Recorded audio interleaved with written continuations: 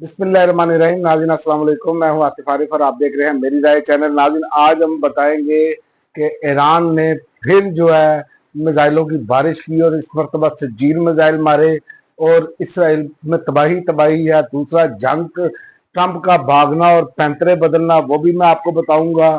और तीसरा मखसूस नशिस्तें कैसे छीनने की पूरी कोशिश की जा रही है, उस पर भी बात करूंगा। और चीन और रूस जो है वो भी दरमियान में है और उन्होंने मजम्मत की है पुतिन और चीन, अपना चीनी सदर का जो है वो राब्ता।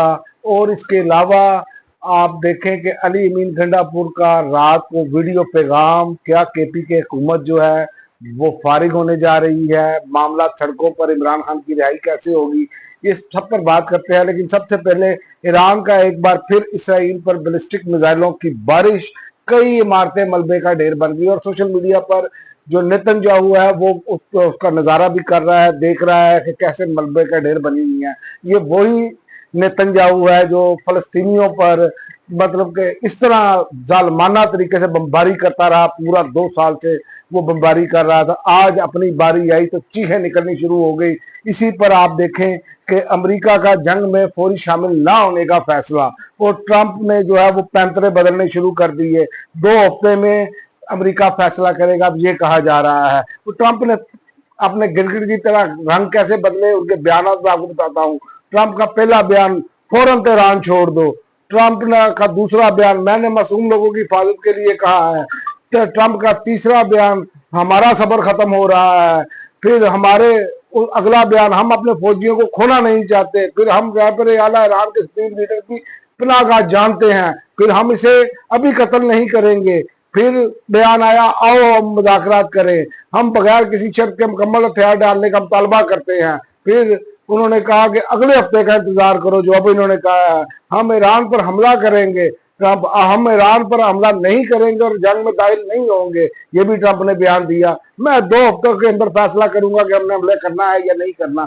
ये ट्रंप के पैंतरे हैं। जब आगे से तगड़ा जवाब आना शुरू हो जाए तो आदमी ताकतें भी जो है वो परेशान हो जाती हैं। और आप इसमें एक और चीज देखें कि जो फलस्तीनियों को खैमों में भेजने की बातें कर रहे थे, आज इसराइली जो है उनकी तस्वीर मौजूद है कि वो खैमे बस्ती उनकी आबाद की गई है, जो मुल्क छोड़कर भाग रहे हैं। तो ये हालात बन गए हैं इसराइल के। लेकिन ये हमारे लिए निशानियां हैं कि कैसे दलेरी से लड़ना है। और दूसरा, चीन और रूस की इसराइल की हमलों की मजम्मत है। पुतिन और चीनी सदर शी जिनपिंग की जो है वो टेलीफोन गुफ्तगू हुई है।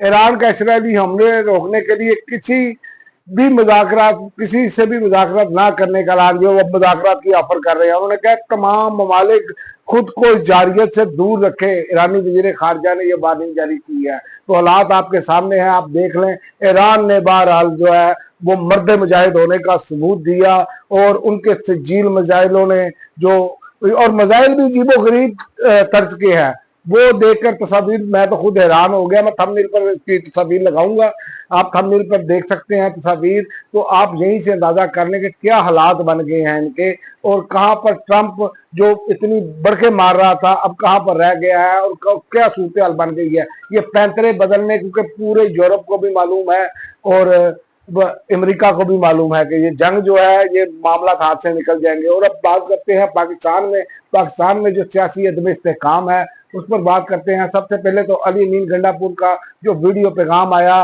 वो मैंने देखा, उसमें वो कह रहे हैं कि बजट पास करने के लिए इमरान खान से मुलाकात जरूरी है। तो इमरान खान से अगर मुलाकात नहीं होती तो बजट पास नहीं होगा।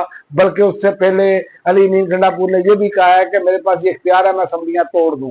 तो मेरा ख्याल है कि ये मामला तब सड़कों की तरफ जाएंगे, क्योंकि सड़कें गर्म होंगी तो इमरान खान रिहा होंगे। इसके अलावा ये हुकूमत या ये जो इंटरनेशनल मामलात हैं, ये कभी भी नहीं चाहते जिस तरह के मामलात बने हैं कि इमरान खान जैसा लीडर जो है वो बाहर हो। और दूसरी जानिब ये ट्वीट करके बार बार कहते हैं इमरान खान का ट्वीट नहीं आया।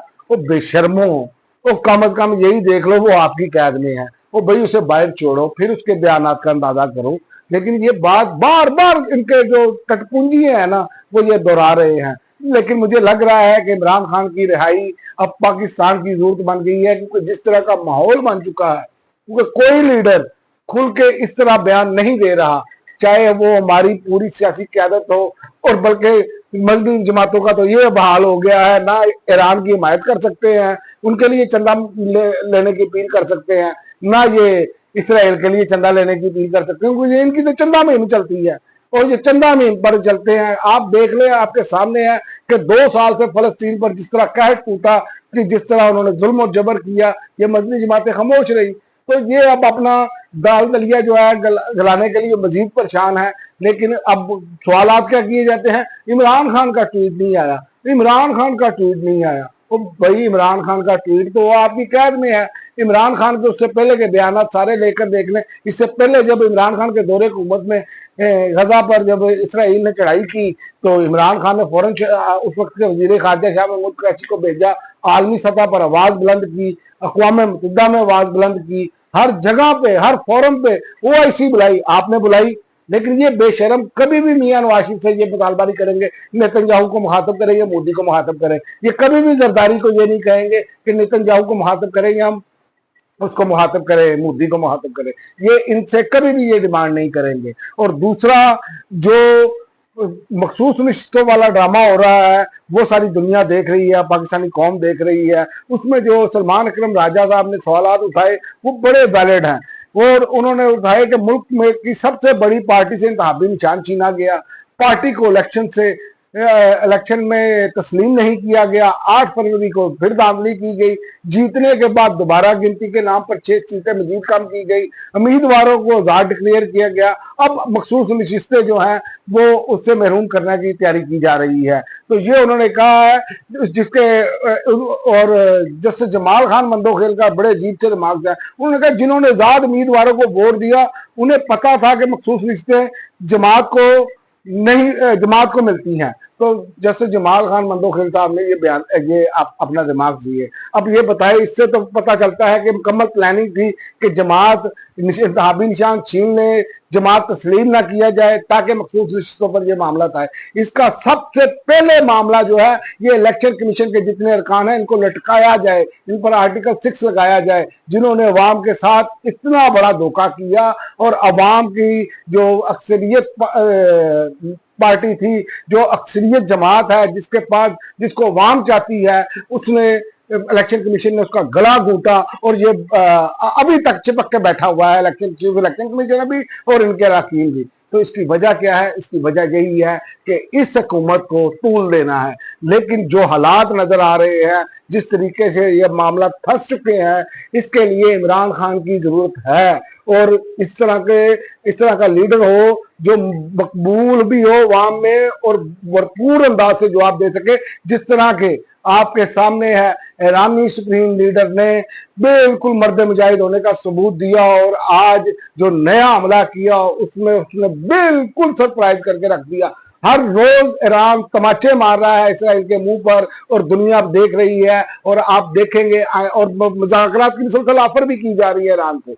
लेकिन ईरान अब इस धोखे में आने के लिए तैयार नहीं है। ईरान ये चाहता है कि इसराइल मुकम्मल तौर पर अपनी हदूद में जाए, हमले बंद करे और फिर मुज़ाकरात होंगे। तो ये बात बिल्कुल ठीक है, क्योंकि ईरान को अब इन पर एतबार नहीं करना चाहिए, क्योंकि इन्होंने मुज़ाकरात के नाम पर एक तरफ मुज़ाकरात हो रहे थे और इसराइल ने दूसरी तरफ अटैक कर दिया था। तो मेरा ख्याल है कि अब ये जंग बंद होने की जानिब जाएगी, क्योंकि इसराइल की अब कैपेसिटी खत्म होती चली जा रही है। अब तक के लिए नाज़रीन इतना ही, अगली वीडियो तक इजाजत दे। अल्लाह।